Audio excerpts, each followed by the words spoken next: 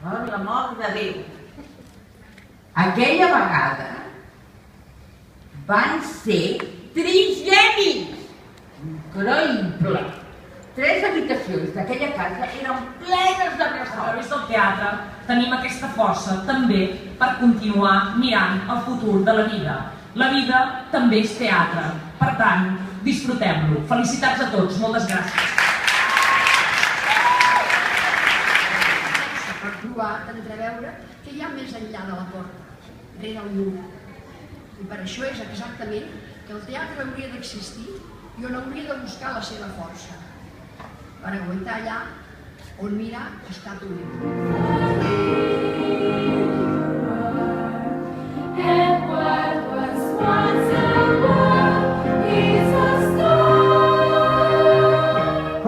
Però jo no puc representar per a vos així, senyor Marquès, sense llegir l'obra, sense assajar-la. Hauria com a mínim de conèixer l'acció, els personatges, alguna cosa. Està bé.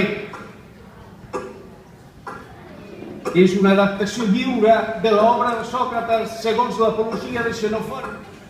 Però no sé com dir-ho.